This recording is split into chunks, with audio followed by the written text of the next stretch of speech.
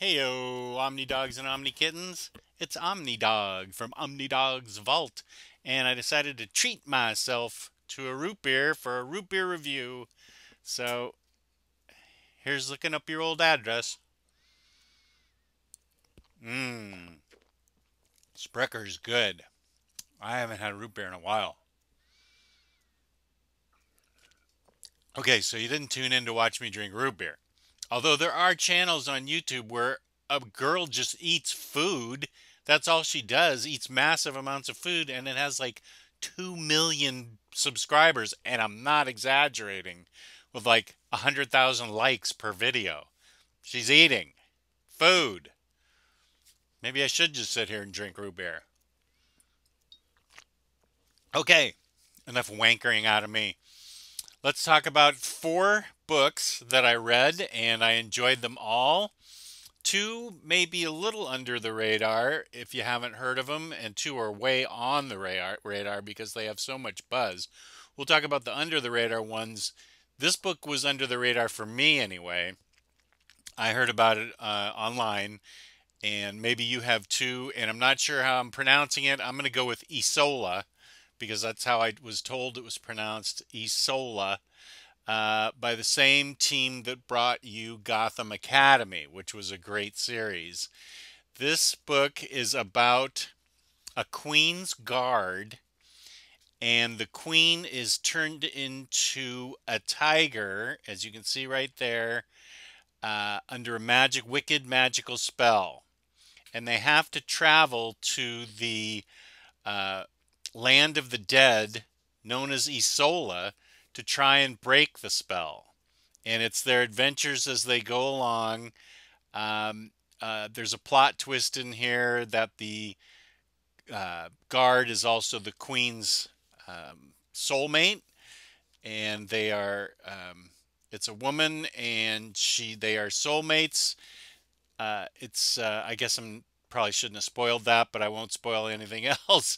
But that's a very interesting reveal because she still keeps treating the tiger with deference, even though it's a tiger. She's still the woman's queen.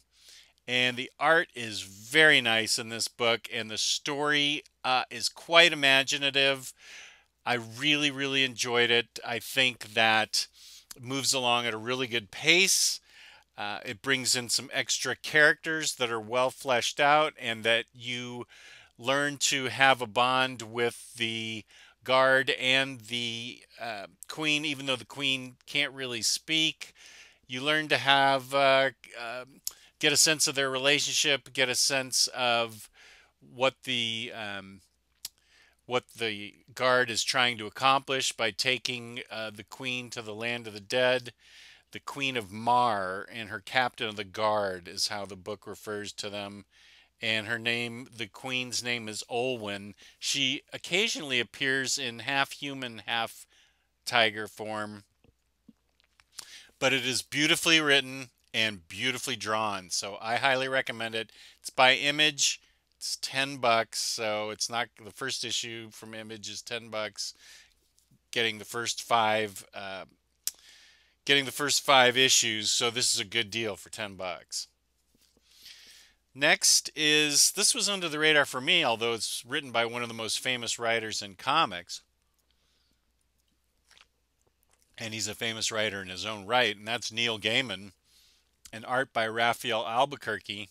This is a study in emerald, and it blends the world of Sherlock Holmes with H.P. Lovecraft.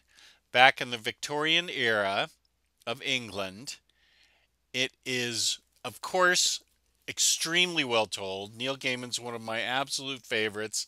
He doesn't actually come out and name this as Sherlock Holmes and Mr. Dr. Watson, um, but he does make the character extremely similar to Sherlock Holmes in that he is obviously the world's greatest detective, and he picks up on things immediately as soon as people walk into the room or even before they walk into the room.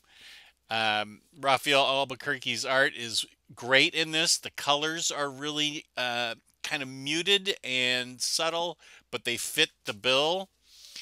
And the H.P. Lovecraft part is, I'm not going to spoil that for you because I want you to read this book, but the Sherlock Holmes character and his Watson are tasked with solving some murders, and they involve something not of this world. It's H.P. Lovecraftian, and it's really a cool twist of how it fits into this book.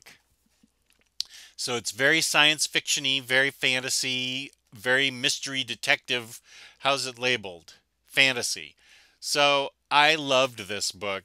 Um, I think you will too. If you're a fan of any kind of science fiction, fantasy, kind of interesting and interested in being, I don't know what I'm trying to say here. It's a very smartly written book, and I think it should appeal to all of my viewers because you're all smart. I mean, you're watching my videos, so you got to be smart. So, Study in Emerald by Neil Gaiman and Raphael Albuquerque, A plus, excellent book. Uh, but it may have been under the radar. I had never heard of it. So here's two books that are way on the radar. This is one of the hottest books to come out recently. It was a new, fresh take on an old character, and it is Batman White Knight by Sean Murphy.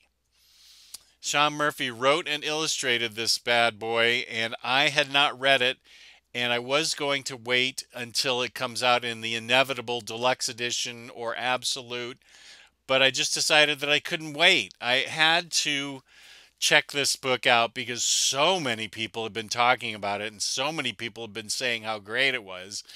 And the central conceit of this book is that the Joker goes sane and becomes just plain old Jack Napier. Um, and Harley Quinn becomes Dr. Quinzel again, and they become normal in the book, and it becomes Batman, who seems to be kind of out of place and a bit of a madman himself. So this says, what if Batman were not the good guy? What if he was a little bit ready to implode? It's got Batgirl and Nightwing in it. And what if Batman was on the edge and was doing crazy stuff and Joker was the sane one? Um, and Joker became a force for good in Gotham City. What would that do to the mythos? And it is everything that I thought it would be. It's everything that everybody promised me it would be. A plus for characterization, of course, A plus for artwork because I love Sean Gordon Murphy's artwork. But the idea, the concept, the visuals, the way it's told, um, the things it uncovers, the things that it makes you learn about Batman, and the things you learn about Jack Napier, absolute A plus. I personally probably won't upgrade now that I've already got it, but I'm really happy I got this because this was a treat to read. Batman White Knight. I I won't upgrade now. This will be my only copy, and I know in 2 seconds there's going to be an absolute for 75 bucks or something that comes out, or a deluxe that I can get for half off from in stock trades.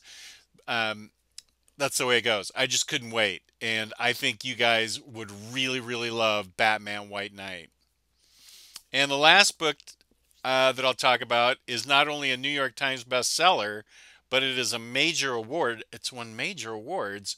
Best Writer Eisner, Best Continuing Series Eisner. It's won a bunch of Eisner and a Hugo and a British Fantasy Award. That's Monstress Volume 3 by Marjorie Liu and Sana Takeda. Everybody knows about this book. This book is not surprising anybody. If you haven't read the first 2 volumes of this book, you need to do yourself a favor and go out and get this. One of the best fantasy books out there, if not the best. Marjorie Liu has done an amazing job in world building in this book. It's been a while since the second one came out, so I had to go back and read the second one. I'd already read the first one a few times. So this is a book that does not need any promotion from me because you all already probably know about it. This is about a woman who has a monster that lives inside her, and this is the most we get to see about the monster. It becomes way more fleshed out, way more of a personality, way more involved, and it is extremely good. This book deserves every award it's gotten. I can't say enough. Whatever I say is probably repeating what everybody else on the whole planet's saying. So do yourself a favor, pick up Monstress 1 and 2, get familiar with it, and then read Monstress 3 for the wonderful art and the brilliant world building and storytelling in this book. Now, before I sign off, let me say that Isola actually benefits from 2 or 3 readings. First time I read it, I was like, well, that was pretty good, but I feel like it was missing something. Then as I read it again, things started to fall into place and I understood it better. And then I read it a third time. This is in the period of about a week. I read it a third time and I'm like, I now understand everything. I get it now. This is brilliant. I totally understand now why everybody likes it so much. So, if you decide to get this book, do yourself a favor and read it 2 or 3 times. Really study all the dimensions and the characters and the little bits and pieces in it. And I think this is a book you have to read 2 or 3 times to really get the full experience. This is just the first book. Number two's not even out yet. So it could be a while before we get it. But yeah, give it a shot. Read it 2 or 3 times and get the full experience out of Isola. So with that, I say thank you for subscribing. Please hit the like button. I respond to all comments. Please feel free to send in comments, ideas. Maybe you have an idea for a video you want me to do, books you want me to review. Um, Interviews, different. We're getting towards the end of 2018, so I'm going to be coming up with my best of 2018 list. But yeah, feel free to send me ideas. If you're interested in my doing a different kind of video, please do. And put those in the comments and I will respond. So, thank you for watching. Peace and love. Peace and love.